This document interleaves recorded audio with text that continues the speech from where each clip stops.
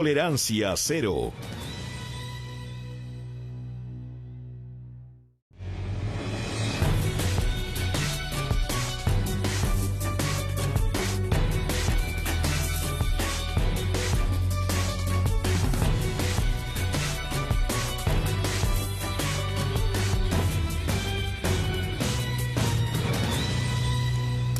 ¿Cómo están? Bienvenidos a Tolerancia Cero. Estamos en una nueva edición del programa. Tenemos a todos los panelistas, Catalina Parot, Fernando Villegas, Daniel Matamala y Mónica Rincón. Y hoy día tenemos invitado al presidente de la SOFOFA, Bernardo Larraín Mate. Gracias por estar acá, Bernardo. Muchas gracias, Fernando, por la invitación.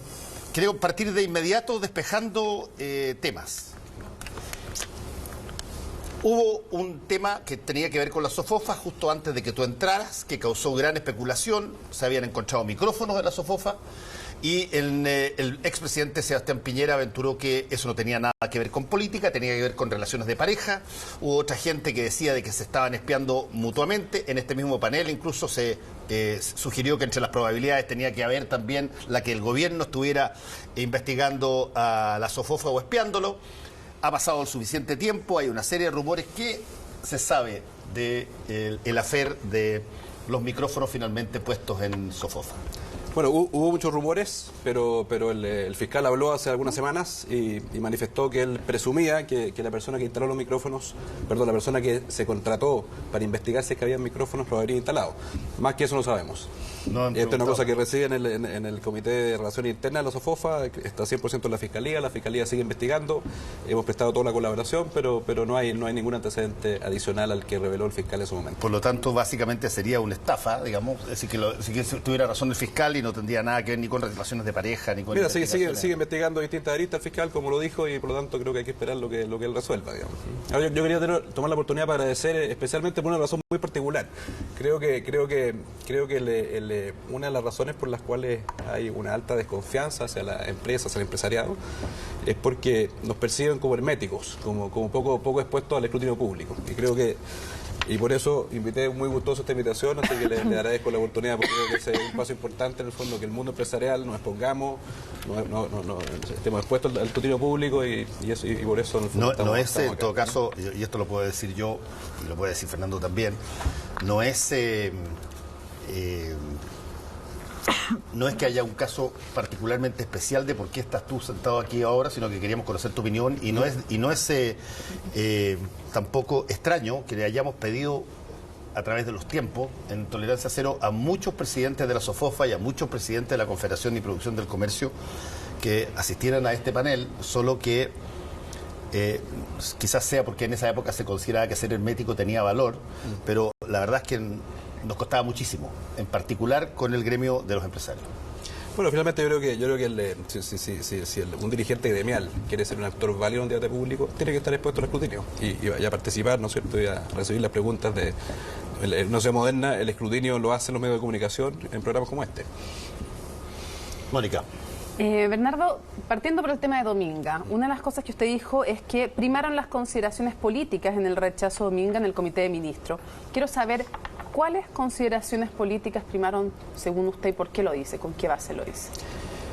Yo diría que a confesión de parte, relevo de prueba. Fue el mismo ministro de Economía quien sostuvo que él no pudo votar fundadamente porque fue avisado con muy poca anticipación y por lo tanto no pudo analizar profundamente los antecedentes para. Entonces, si es que se cita un Consejo de Ministros un viernes en la noche para que sesione el lunes en la mañana, creo que no hay mucha duda de que hubo consideraciones políticas de corto plazo que desconozco cuáles son, pero claramente hace mucho tiempo el Consejo de Ministros se ha politizado en circunstancias que tiene que tomar resoluciones técnicas con mirada a largo plazo y creo que esta resolución que tomó el Consejo de Ministros el día lunes es un golpe fatal del mismo Consejo de Ministros al Consejo de Ministros.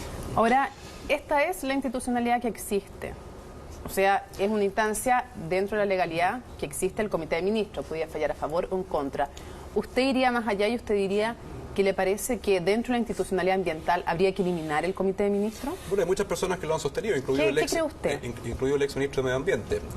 Yo creo que el Consejo de Ministros fue, en la última discusión, el último cambio que hubo de la ley de base del medio ambiente, fue incluido y fue considerado importante. Si es que el Consejo de Ministros y los ministros que lo integran tomaran resoluciones fundándose en criterios técnicos con miradas de largo plazo y por así decirlo, con algún grado de independencia de las consideraciones políticas de corto plazo, bueno, por supuesto que puede funcionar muy bien. Ocurre que en el último tiempo los integrantes del Consejo de Ministros han actuado exactamente de la forma contraria. Le insisto entonces en la pregunta. ¿Usted cree? Yo creo que es un análisis que es perfectamente pertinente. ¿Pero usted cree que debiera eliminarse? ¿Cuál es su Yo creo opinión? que el sistema de evaluación de impacto ambiental completo como institucionalidad debe ser una institución autónoma del ciclo político. O sea, no, no debiera tener esta instancia del ciclo ministro, del Consejo. Podría tener una instancia final de alta competencia técnica que resuelva. Hoy día están los tribunales ambientales como última instancia. Y también se podría ir en el fondo a los tribunales de justicia ordinario. Lo que pasa es que también uno se pregunta si la única forma de que los empresarios consideren que una instancia es técnica y que ha fallado de acuerdo a criterios técnicos es que fallen a favor de un proyecto. Por eso le pregunto si finalmente usted cree que la instancia en sí, como está compuesta, no debiera existir porque va a ser política sí o sí. Si uno analiza los argumentos que se esgrimieron, se dice, mire, la línea base es incompleta. Usted sabe que la línea base es lo primero que se hace en la evaluación de un proyecto. Esta se debe haber hecho hace 5 años. Pasó 5 años por el proceso técnico de evaluación ambiental. Hubo un informe favorable del Servicio de Evaluación Ambiental. Y recién, después de 5 años, en el Consejo de Ministros, se esgrime esa razón. Me parece que no es una consideración técnica la que hizo. Bernardo, ¿no es pedirle un poco peras al olmo, pedirle a un comité de ministros que resuelvan de manera técnica un proyecto? Porque si ellos están como última instancia, es precisamente para tomar una decisión política. Técnicos hay en todo el proceso anterior. Si esto se lleva a un Consejo de Ministros, es porque se quiere su visión política al respecto. ¿No estamos, por lo tanto, pidiéndole peras al olmo? Lo razonable sería que si es que existe algún pronunciamiento político que sea al inicio del proceso, a través de un instrumento de zonificación territorial, por ejemplo, y no al final después de haber pasado por todas las instancias técnicas. ¿Qué sentido tiene que pasar por todo el derrotero técnico si al final, por una consideración política, se puede rechazar un proyecto? Señor Larraín, a propósito de eso, ¿en qué consiste esta politización? Porque a primera vista parecería de que lo político incluso hubiera tenido que ser al revés. Pongámonos en una situación imaginaria, que hubiera sido rechazado por cualquiera razones técnicas y luego por una razón política. Por ejemplo, las inversiones que van a haber en la zona, los miles de personas que van a trabajar, que son bastantes, para la obra y después. Eso habría sido una razón que uno la entiende. El gobierno quiere generar pega, tener buena llegada con la gente de esa zona, eventualmente ganar votación. Esas son razones políticas. Pero aquí, ¿cuál es la ganancia política? ¿Cuál es el contenido político que usted dice? Porque dice hay una politización. ¿En qué consiste lo político en esta decisión? Ahora, la conclusión de que hubo consideraciones políticas de corto plazo, en el fondo, no relacionadas con una visión de largo plazo, en el fondo, para que compatibiliza la inversión con el desarrollo sustentable, es que no es necesariamente el sentido de la resolución. No es porque haya sido positiva hubiera dicho algo distinto. Es lo que dijo el ministro de Economía, que se citó el viernes a última hora, para el lunes a primera hora, y no hubo tiempo para, ¿no es cierto? De ahí me sustento yo para decir, hubo consideraciones que no son las que le competen al Consejo de Ministros para resolver. Lo del ministro es, en el fondo, un reproche por el procedimiento. Y aquí estamos hablando, usted dice entonces, por default, hay una cuestión política. Me gustaría saber, si usted ha especulado sobre eso, cuáles serían estos elementos políticos. Bueno, quizá hubo una consideración de que tendría algún costo electoral aprobar Dominga. Quizá hubo una consideración de que en las próximas semanas iba a haber una actividad en Chile, ¿no es cierto?, que decía relación con las zonas de conservación marina, como por ejemplo el parque de pingüinos de Humboldt, que está a 30 kilómetros del proyecto Dominga, donde vendrían, ¿no es cierto?, altos artistas internacionales como Leonardo DiCaprio. Yo a rato me sorprendo cuando decisiones de tanta trascendencia se pueden condicionar por, ¿no es cierto?, consideraciones quizás político-electorales de corto plazo. También canta. O también, ¿no es cierto?, porque en las próximas semanas habría una actividad súper importante. Fue un medio de comunicación esgrimió esa razón, por ejemplo. Sí. Yo creo que hace mucho tiempo el Consejo de Ministros ha estado resolviendo en base a consideraciones que no... la consideración técnica no me refiero no la contrapongo a la buena política. Creo que la buena política puede perfectamente esgrimir en esta instancia alguna situación macro que haga, ¿no es cierto?, que implique una razón muy fuerte para, por ejemplo, contrariar una resolución de la instancia previa. Pero cuando se esgrime, en el fondo, mire, ¿sabe qué? Hoy día recién a los 5 años me di cuenta que la línea base, que es lo primero que se hace, hace 5 años atrás, está adolecida de ciertos déficits técnicos, me parece que es inverosímil. Pero no está hablando siempre necesariamente una decisión política, porque hasta donde yo entiendo no hay una planilla Excel donde uno ponga los datos y diga, mira, tal daño en el ecosistema se equipara con tal cantidad de puestos de trabajo. o la eventual afectación de un ecosistema tiene que ver con la cantidad de puntos de PIB que se afecten. Los técnicos te pueden decir, va a haber estos efectos económicos, va a haber estos efectos ambientales, pero finalmente la decisión sobre qué pesa más es una decisión política en el buen sentido, es una decisión que tomamos todos como comunidad. ¿Vale la pena enfrentar algunos efectos ambientales a cambio tal vez de una situación económica, una producción de empleos, un aumento del crecimiento? Esa decisión siempre es política. Tal vez lo que pasa es que antes las decisiones políticas favorecían casi por defecto a los empresarios y ahora no. No, insisto, el sentido de la resolución favorable o desfavorable no dice relación con mi objeción a esta última instancia que yo entiendo que se ha politizado con un criterio de corto plazo, no con una medida a largo plazo. Me refiero a ver, si es que yo entiendo que al ser el Consejo de Ministros integrado por ministros de Estado, por supuesto que hay consideraciones políticas subjetivas, no necesariamente en el fondo derivan de una planilla Excel, como dices tú. Pero si es que hay consideraciones políticas por hacer, y aquí entro en la discusión de si es pertinente tener esa instancia política al final del proceso, o bien, y yo creo que es completamente pertinente el trasladar esa instancia al inicio del proceso a través de un instrumento distinto, que es el ordenamiento territorial. ¿Es una discusión política la compatibilidad de usos del territorio? Por supuesto que sí. Si Domingo hubiera sido aprobado, los empresarios no estarían reclamando hoy. No tiene que ver con el proceso, tiene que ver evidentemente también, puede tener que ver con el proceso, pero evidentemente porque también con todo el proceso previo indicaba que debía ser aprobado. El Servicio de Evaluación Ambiental recomendó aprobar el proyecto Dominga. Todos los informes que había, que tienen que estar a la vista de los ministros para resolver, indicaban lo mismo. La instancia regional había pedido rechazar. Sí, es que la instancia regional, a pesar de los informes técnicos que decían lo contrario. Sí. Bernardo, lo que pasa es que, claro, en este tema del procedimiento de evaluación ambiental, el Consejo de Ministros, y lo dijo muy bien Ricardo Lago, yo creo que Ricardo Lago fue el que apuntó ahí, en que dice, yo no entiendo la ausencia aquí de la presidenta y que los ministros se manden solos. ¿Por qué?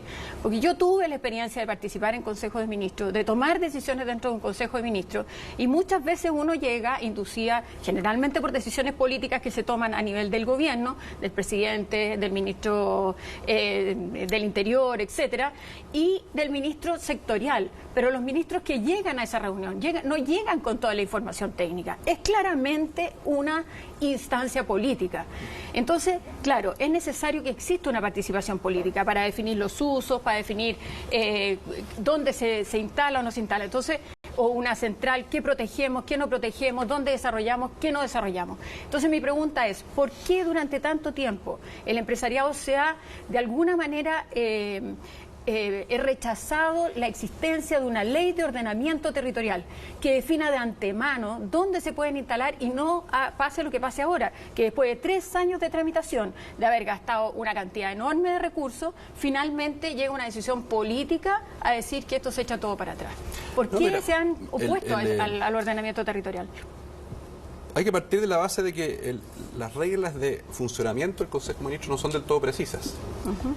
Y lo que uno espera del Consejo de Ministros es resolver si es que, por ejemplo, hubo una arbitrariedad importante en el proceso, si hubo una incoherencia entre la actuación de un funcionario u otro, si hubo un conflicto de interés en tal o cual funcionario.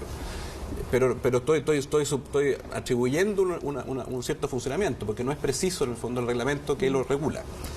Pero eso es lo que uno espera el Consejo de Ministros. No espera que se involucre, o sea, haya un concepto que se llama la deferencia técnica. Una instancia política final tiene que, en el fondo, darle el beneficio de la duda al proceso técnico previo. Y lo que tiene que, en el fondo, entrar a discernir si es que hubo arbitrariedades, si hubo un actuar discrecional de una autoridad. Ahora, la discusión de pasar el criterio político, por ejemplo, de ver cuáles son los usos alternativos del territorio al principio del proceso a través de instrumentos de zonificación territorial, el empresariado, yo en el sector energético, por ejemplo, lo propusimos hace mucho tiempo. Fue un insumo muy relevante de lo que fue finalmente la ley de transmisión. En el fondo, que era básicamente decir, mire, que a través de un proceso conducido por el Estado se definan cuáles son las franjas por las cuales van a pasar los sistemas de transmisión, y solamente una vez definido eso, el privado entra a construir y operar.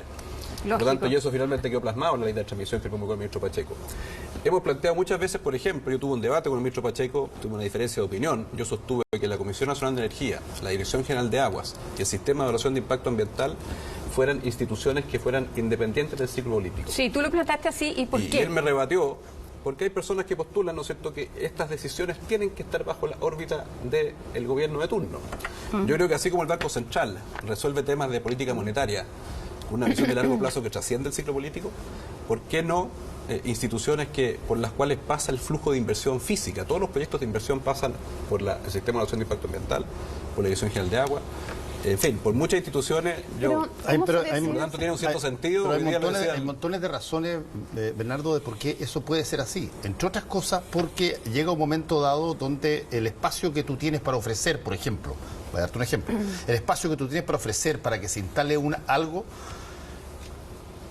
puede no ser aunque todos los estudios digan que eso es perfectamente posible, puede ser que genere otro tipo de dificultad, otro tipo de problema. Digamos, yo creo que probablemente todas las empresas que están en Tiltil y que hicieron sus exámenes y su estudio de impacto ambiental, todas ellas probablemente en su momento fueron aprobadas en función de mérito. Hasta que llega un momento dado que tú creas un enjambre, cuando tú decides que, ¿sabes qué?, no va más otra empresa. Es una decisión política. Eso es lo que me estoy refiriendo. Eso es una acción política. El caso del TIL es interesante porque hay un plano regulador que definió que en ese lugar se instalarían pero en ninguna parte ahora, se dice... ¿cuál es el punto? Que el plano regulador, en el fondo, que debería ser el primer ejercicio, debiera gozar de altos niveles de legitimidad y probablemente debiera ser objeto de procesos de participación. Hay mucha superposición de planos reguladores comunales, regionales, en fin, entonces hay mucho desorden en el ordenamiento territorial. Ahora, hay que decir también que en la práctica, pretender un plano regulador para todo Chile es muy difícil, digamos. Por lo tanto, muchas veces estas ideas que son virtuosas en teoría, en la práctica son difíciles de implementar, porque hay muchos derechos preconcebidos, en fin, etcétera, etcétera. Yo pienso que lo que debiera haber es un instrumento de ordenamiento territorial no vinculante, por ejemplo, que establezca en el fondo cuáles son los valores ambientales del territorio, cuáles son las vocaciones del territorio, y ponga, por así decirlo, ciertos colores. Aquí hay luz roja, aquí hay luz verde, aquí hay luz amarilla, y que sea el titular del proyecto que a su riesgo se instale en tal o cual lugar, con un conocimiento previo de que había una zonificación territorial donde identificaba los... pero ¿a usted le parece razonable, por ejemplo, en el caso de Tiltil, que apuntaba súper bien Fernando, que aunque se pueda instalar la empresa, aunque no haya problema legal, dado que el plano regulador lo permite, hay una decisión política de decir, ¿saben qué? Esta comunidad está tan saturada que aunque en lo legal puede recibir algo más,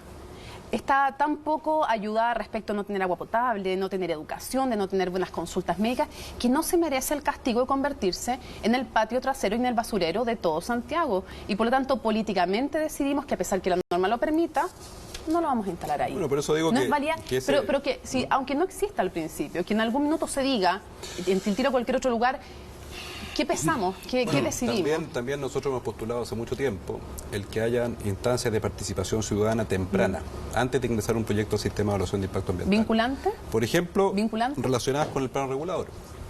Vinculante, mira, yo honestamente creo que yo concibo una línea base que se desarrolla a través de un proceso participativo, previo al ingreso de un proyecto específico del sistema de evaluación de impacto ambiental, que básicamente identifique cuáles son los valores de conservación, cuáles son las vocaciones de uso, en fin, y en ese ejercicio participe la comuna respectiva, por ejemplo, Tiltil. Perdona, Bernardo. Y obviamente que también tiene que haber por supuesto que los impactos muchas veces son locales, en la comuna de Tiltil, y los beneficios nacionales. En algún lugar tienen que instalarse ese tipo de vertederos, etcétera. Ahora, convengamos de que había un avance desde la última vez.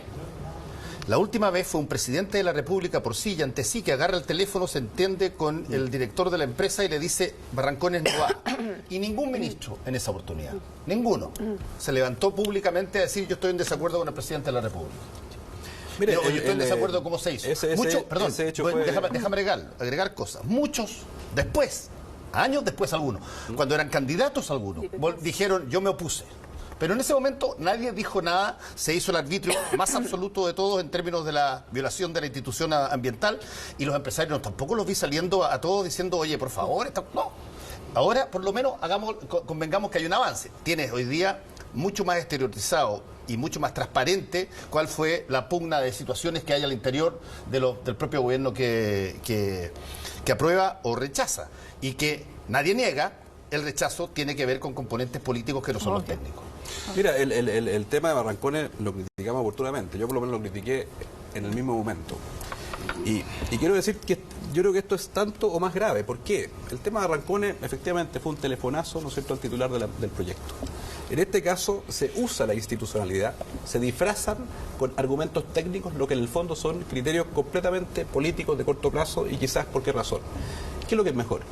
Yo creo que los dos son igualmente malos, pero hacer en el fondo resoluciones por argumentos técnicos que se escriben, ¿no es cierto?, en 24 horas, me parece tan grave como el telefonazo de Barranco. Ahora hay una diferencia. Acá se puede recurrir al Tribunal Ambiental. O sea, si la empresa siente que ha habido efectivamente una arbitrariedad en la acción de la autoridad, Correcto. gracias a que la decisión se tomó por causas formales, tiene una institucionalidad nuevamente donde puede recurrir y si efectivamente hubo una arbitrariedad, el Tribunal Ambiental puede declarar ilegal la decisión del Comité de Ministros. Eso es una garantía, me imagino, para cualquier Entonces persona. se podía recurrir a la justicia ordinaria, a la Corte Suprema, a la Sala 3. Sí, claro, pero cuando el asunto sencillamente se resuelve por medio de un telefonazo en que se convence al dueño del proyecto Para de que que lo sabe, retire. mejor no se meta en problemas, ahí no hay nada que hacer. Cuando esto se hace por medio de la institucionalidad, sí se puede No, recurrir por mira, el tema comparto afectado. 100% que los dos son igualmente graves. Y no solo eso, yo creo que hace mucho tiempo se consagró que el Estado, los plazos que le impone la ley al Estado no eran vinculantes. El Consejo de Ministros sesiona en 60 días. Y eso se cumplió en este caso el 10 de agosto, ya pasó. Un proyecto que muy emblemático, que está completamente Hidroicén, que es una paralizado, empresa en fin, Hidroicén no se lo demoró lograron. 3 años en resolverse, en circunstancias que el plazo legal era 60 días. Para citar un Consejo de Ministros se requiere un anticipo de 10 días, y se citó en un día. ¿En qué minuto pasamos a consagrar que los plazos no son vinculantes para el Estado y sí son vinculantes para el sector privado? ¿Pero por qué no van a tribunal? Porque el silencio administrativo, que es la manera en el fondo de evitar eso, es complicado, porque vuelves al paso previo, que es un rechazo. Entonces, o sea, en el fondo está bien, siempre hay una Claro, protección. pero porque este proyecto venía rechazado. Siempre hay una protección del titular para ir a tribunales, para aplicar silencio administrativo, pero es una protección frente a un incumplimiento del Estado. Ahora usted ha criticado también, lo escuché en los discursos cuando asumió en la SOFOFA un par de años antes en ICARE, ha criticado, entre otras cosas, la judicialización de los proyectos ambientales. Y quiero entender por qué lo critica, si se supone que todos los ciudadanos tienen el derecho de recurrir finalmente cuando se sienten perjudicados, vulnerados en sus derechos a tribunales. ¿Por qué cree que no es correcto que se lleve a tribunales estas decisiones ambientales o productivas? Mi crítica, y creo que la comparten los mismos jueces de la Corte Suprema. Después Muñoz ha dicho, yo no soy el que menos quiero que todo llegue a tribunales. Pero ha dicho que tienen que respetar Porque los hay un derechos. concepto que es la deferencia técnica. Entiendo que han disminuido los recursos que han llegado a la Corte Suprema por la existencia de los tribunales ambientales. Tribunales ambientales. Pero básicamente la especializados. crítica era que en el fondo claramente había un déficit en la institucionalidad que hacía que finalmente los temas se resolvieran en los tribunales de la Corte Suprema. La Corte Suprema no puede tener las competencias técnicas para resolver temas que son altamente técnicos. O sea, claramente identificar impactos, evaluarlos, proponer medidas de mitigación y compensación, son temas de alta complejidad técnica. Y no parece razonable que sean resueltos, ¿no es cierto?, los tribunales ordinarios. Y por eso se instauraron los tribunales ambientales. Señor Larraín, a propósito de razones políticas, resulta que más cerca de donde están los pingüinos y toda esa parte que se quiere proteger, más cerca que este proyecto a medio de morir saltando, que es Dominga, está un proyecto que se autorizó, que no tiene ningún problema, de la CAP, que se llama Puerto Cruz, está a 5 kilómetros, no a 30, mucho más cerca. Ahí no hubo ningún problema. ¿Qué razones políticas operaron ahí? A lo mejor no iba a ir DiCaprio a hacer algún escándalo. ¿Y qué razones políticas operaron acá? Porque aquí hemos hablado mucho de razones políticas, pero todavía no veo ninguna razón política. Veo consideraciones mediáticas, me imagino el deseo de que no llegue toda las organizaciones ambientales a armar una especie de batifondo gigantesco en periodo electoral, pero eso no es política. Eso francamente no califica de política. Me imagino yo que la política de Estado es ponerse en un púlpito a declarar: nosotros te ponemos en primer lugar el medio ambiente ante cualquier cuestión de dinero del momento. Puede ser correcto o incorrecto, pero es una declaración. En Tiltil tampoco he escuchado una declaración mejor o más firme de la que hizo aquí Mónica, que no es ministra de ninguna cosa, todavía por lo menos. No. Todavía no. Entonces, ¿qué pasó con Puerto Cruz? ¿Cuál era la gracia que tenía Puerto Cruz que permite que ahí no pasa absolutamente nada? Ahí no hay reclamaciones, ahí no hay consejos de ministros llamados por teléfono último minuto, simplemente la cosa sigue adelante sin ningún problema, nadie habla siquiera de Puerto Cruz. ¿Cuál fue la diferencia? Bueno, si uno efectivamente compara los dos proyectos y se da cuenta de que uno estaba mucho más cerca que de esta reserva, que fue la causa principal por la cual en el fondo se rechaza el proyecto Dominga, 30 kilómetros versus 5. Otro dato que entiendo que es objetivo, digamos, el flujo de barcos que llega al puerto de Dominga es una fracción muy ínfima y a mucho más distancia que el flujo de barcos que hoy día pasa por esa costa desde San Antonio hacia el norte. O sea, son mucho más los barcos que hoy día pasan por ahí que los que marginalmente va a agregar Dominga. Por lo tanto, el puerto de Cap, que está a 5 kilómetros de la reserva, quizás no tenía la connotación política. Aquí hubo consideraciones políticas de ¿no es cierto?, quiénes son los propietarios de Dominga. Yo creo que hay que solamente evaluar el proyecto Dominga, no quiénes son sus propietarios. Toda la problemática que hubo, ¿no es cierto?, con el subsecretario Wagner en su momento. No hay que evaluar quién es el propietario. Si Pablo Escobar hubiese sido el propietario de Dominga, no hubiera porque eso se evalúa cuando ingresa la inversión extranjera a Chile, pero una vez que uno está en el sistema de evaluación de impacto ambiental, está evaluando el proyecto, con sus impactos, sus mitigaciones y compensaciones. Ahora, una pregunta, ¿cómo afecta esto? Porque sé que Era un proyecto con muchos inversionistas. Este proyecto fue gestado por un inversionista minero que levantó un fondo de inversión. Piensen ustedes lo que es para un fondo de inversión de exploración minera, que tiene que invertir, ¿no es cierto?, 5 años atrás, o sea, con un anticipo de 7 o 8 años respecto a la fecha en que empieza a operar. Muchas cifras millonarias en ingeniería, en prospección, en exploración minera. ¿Cuál es la señal que se le da a ese potencial inversionista que así se originó este proyecto? Un fondo de inversión en su momento liderado por Iván Garrido, me parece que se llama, el CEO de Dominga. En fin, esa es la señal que se da muy compleja, sobre todo para proyectos que toman largo tiempo de desarrollo, digamos. ¿Cuál es la señal? La señal es que en el fondo, mire, usted que está pensando hacer una inversión de exploración, en este caso entiendo que se invirtieron $300 millones en ingeniería, en exploración, en prospección, en fin, puede que al final del proceso, por razones completamente que son poco predecibles, como las que mencionaba Fernando, se rechaza el proyecto. ¿Tiene que Dominga? Entonces finalmente se inhibe a ese inversionista que está pensando invertir en un proceso que parte de cero en exploración y que aspira a terminar operando una instalación minera como Dominga. O sea, ¿usted diría que lo que ocurrió con Dominga puede frenar inversión? Yo fui a La Serena hace algunas semanas a presentar un estudio que hizo la Universidad Católica del Norte sobre los impactos sociales que tenía Dominga. Y ahí dije que Dominga era una oportunidad para reiniciar un ciclo virtuoso de inversión en Chile. ¿Y por qué virtuoso? Porque, como lo indicaba la Universidad Católica del Norte, los empleos que da la minería son muy distintos a los empleos que hemos generado en los últimos 4 años. Son empleos con contrato, son empleos con protección, con vacaciones, formales, en comparación con los empleos por cuenta propia o aquellos que son transitorios por programas del gobierno. Entonces, eso es interesante, Bernardo, porque por lo menos en la carta de 41 científicos que estuvieron en contra del proyecto Dominga y lo sacaron, creo que hay como 12 o 14 de la Universidad Católica del Norte, así que y que dieron razones científicas, técnicas de por qué no tenía que instalarse ahí Dominga. Ahora, yo no estoy diciendo que porque haya beneficio social, empleo, valor compartido para la comuna estaba a favor del proyecto, la comuna de Higuera. Uno tiene que, en el fondo, por así decirlo, soslayar los análisis técnicos, científicos, ambientales. Son dos cosas igualmente importantes. Había personas a favor y en contra de la comunidad, no puedo decir que la comunidad estaba completa a favor de eso. Usted decía empleos de los últimos 4 años, me pareció interesante eso porque corresponde evidentemente, está hablando de los empleos de este gobierno. ¿Tuvo mala pata este gobierno con el tema del ciclo económico, como dijo el ministro Izaguirre?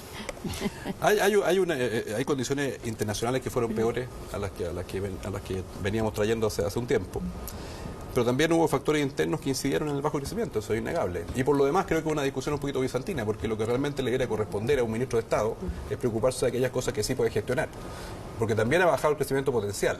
El crecimiento potencial es el que puede ser influido a través de las reformas y las políticas públicas que haga un gobierno.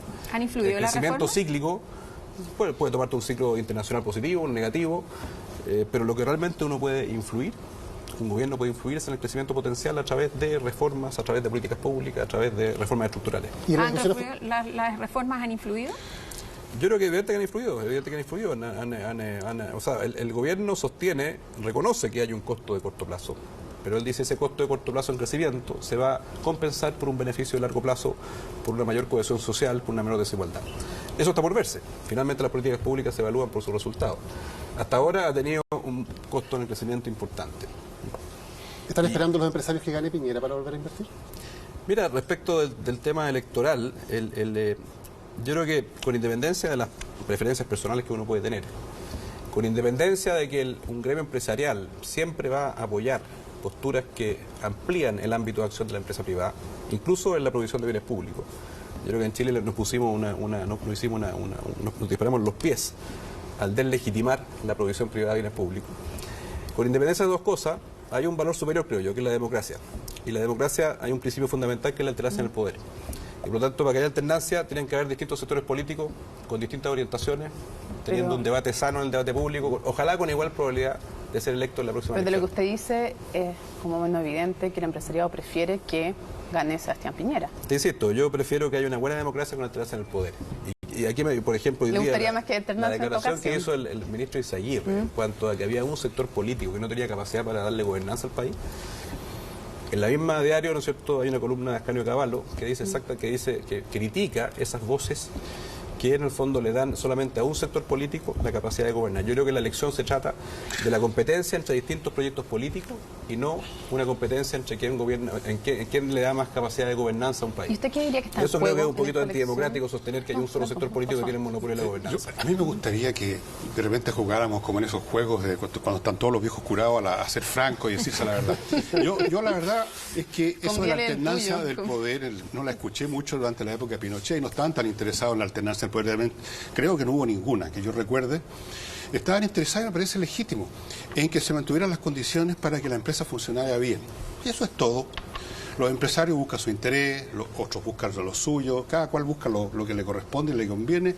En algún momento la democracia es más interesante, es más barata que las dictaduras en general, es más estable en cierto sentido, tiene un montón de beneficios, ya lo explicó Churchill en su época, no vamos a repetirlo. Así que, ¿para qué salimos, señor Larraín, con la historia conmovedora de que aquí interesa la alternancia en el poder y la democracia, cuando en realidad la democracia, la alternancia en el poder y todas esas cosas son instrumentales nada más para los que tienen el poder en la sociedad de todos los tiempos? Y créame que he estudiado bien el tema. Las élites en general les interesa una cosa primero que nada: seguir siendo élite, conservar la propiedad, conservar nuestros fondos, nuestras empresas, conservar las condiciones en que funcionan, y me parece absolutamente legítimo y hasta necesario, para que vea lo cínico que soy.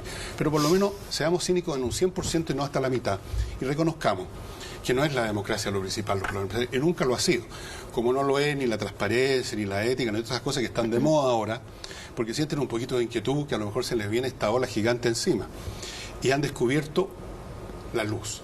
Y ahora están todos, yo creo que usted es uno de los profetas de esto, promoviendo un empresariado diferente, que de repente mira con cariño a sus criaturas, a sus amados hijos, cosa que nunca hicieron y no tenían por qué hacerlo. Seamos cínicos.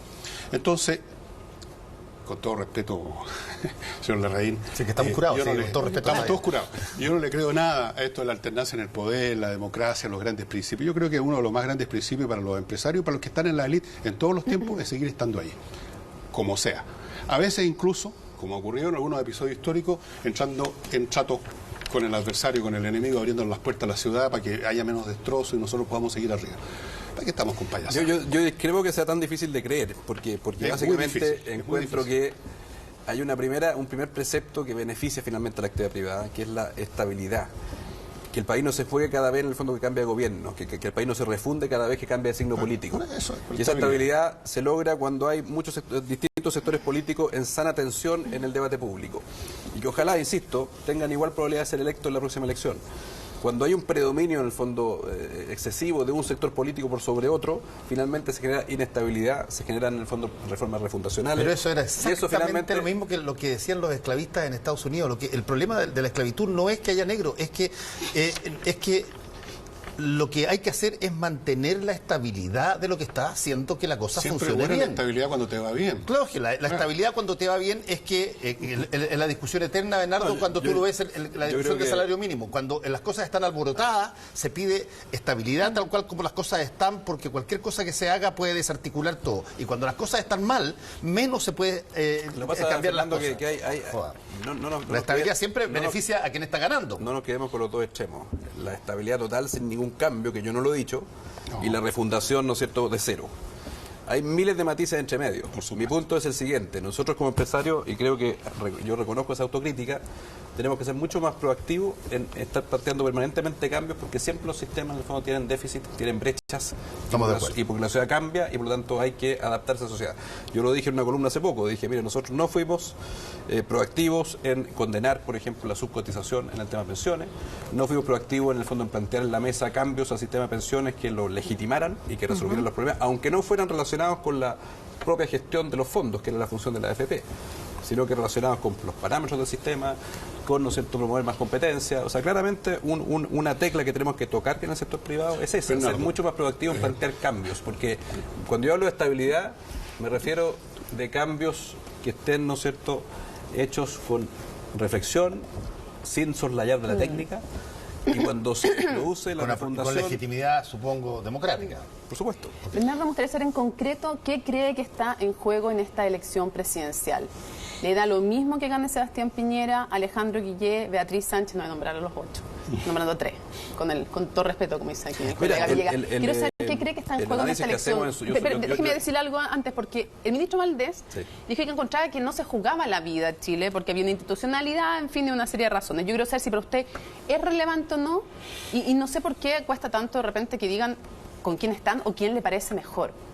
Son gente pública, ustedes checan a la cara, que están en el fondo planteando. Entonces, si es que le parece que no da lo mismo a Sebastián Piñera que Alejandro Guillé, que Beatriz Sánchez, me gustaría que lo explicitara. Yo le digo con mucha claridad. En el fondo, yo creo que un tema muy relevante en esta elección presidencial va a ser poner el crecimiento en el centro. Ahora, ¿qué significa poner el crecimiento en el centro? No significa solamente hablar de crecimiento, no significa tampoco en el fondo apostar a que por la vía de la gestión nos vamos a acercar de mejor manera al crecimiento potencial que hoy día tenemos. En nuestra opinión como SOFOFA, poner el centro del crecimiento es cambiar el estadio del crecimiento potencial, hacer reformas estructurales. No siempre las reformas estructurales lo han hecho la derecha, muchas veces la ha hecho la centroizquierda. Y en esta ocasión, con los planes que ve, ¿quién lo hace mejor? ¿Quién garantiza? Mira, nosotros tenemos un ciclo de conversaciones con los candidatos presidenciales que parte el próximo martes. Tenemos 6 conversaciones. No le diste suficiente, Fernando, no me lo decís. Les planteamos un solo tema. Un solo tema, porque no queríamos entrar en debates contingentes. Lo armamos con la Universidad Diego Portales, con el rector Peña.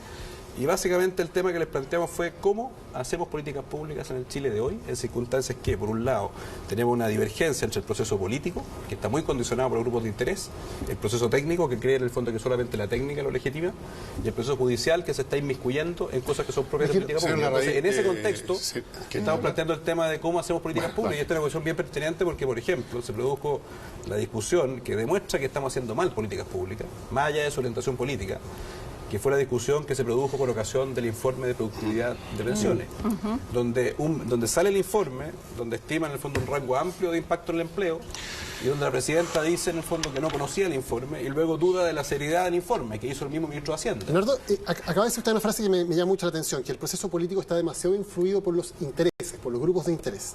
Sí, ha habido un grupo de interés muy fundamental en Chile, que es precisamente el de los grandes grupos empresariales, que influyeron en las políticas públicas. Por ejemplo, 36 empresas al menos del Grupo Mate, al que usted pertenece, hicieron donaciones políticas del año 2004 en adelante, donaciones que eran legales, se hicieron de acuerdo a la ley de deportes reservados, pero eran secretas. No teníamos la posibilidad de conocer cuánta plata se le daba, a qué candidato, etcétera. Al menos, y estos son datos parciales, pues no tenemos acceso al dato total, he llegado a una cifra de al menos 2.789 millones de pesos entregados por estas empresas del Grupo Mate a distintas campañas políticas. ¿Por qué el Grupo Mate, si no era por precisamente influenciar con sus intereses particulares las políticas públicas, entregaba ese dinero? Mira, por amor. Tú mismo lo dijiste, el Parlamento definió un sistema de financiamiento de la política que fue ese. Están obligados a donar, digamos. Pero por supuesto que es relevante la política. ¿Por qué no puede, en el fondo, si es que la ley permitía, ¿no es cierto?, el financiamiento de las empresas en forma reservada a la política? Había razones por las cuales era reservada. Pero ¿qué estaba haciendo? Estaba haciendo un llamado a coparticipar del financiamiento de la política.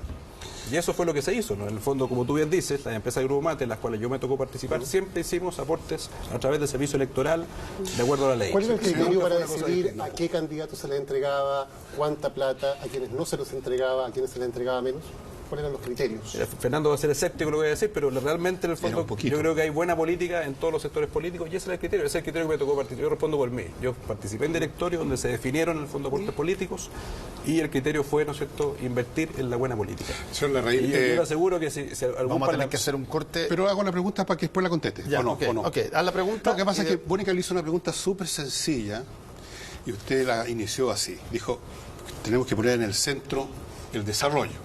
Y después se mandó una el crecimiento, dijo. El crecimiento. El desarrollo es otra cosa que me encantaría establecer la diferencia más adelante. Qué buena su observación, Fernando.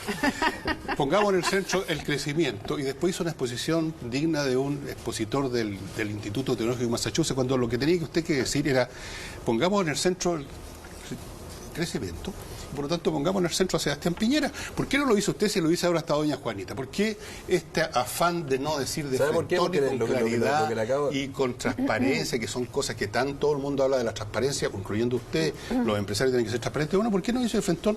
Nosotros creemos que en este momento en Chile se necesita recoger los platos rotos y para eso no vemos nadie mejor que Sebastián Piñera. Punto. Si no hay ni un pecado. Porque yo creo que la tecla que hay que tocar es la del crecimiento potencial. Y le digo, el crecimiento potencial pasa por reformar el Estado, por ejemplo. Vamos a traer otro whiskycito. Y por supuesto que en los próximos 3 meses tendrán que desplegarse las candidaturas en relación a este tema. Ese es el tema que nosotros pusimos en los debates de la SOFOFA, modernización del Estado. Creemos en el fondo que las teclas que hay que tocar para aumentar el crecimiento potencial son teclas complejas. Son teclas que no están en el debate político hoy día, no están ni en el debate de una candidatura ni en la otra. Quizás la única que planteó la modernización del Estado con mucha energía fue la candidatura de Felipe Kast. ¿A qué me refiero? Independencia del ciclo político de ciertas instituciones de la institucionalidad económica. Me refiero en el fondo a, como lo recomienda la OECD, tener un proceso para formular políticas públicas, desde su origen, su ingreso en el Congreso, hasta su aprobación. Evaluación de impacto regulatorio, una agencia de calidad de políticas públicas independiente en el Estado de Chile, que realice los informes de productividad con el objeto que no sean objeto de un debate de la validez de su metodología. Vamos a tener que hacer un alto porque nos pilla el segmento y ya volvemos con Bernardo Larraín Mate.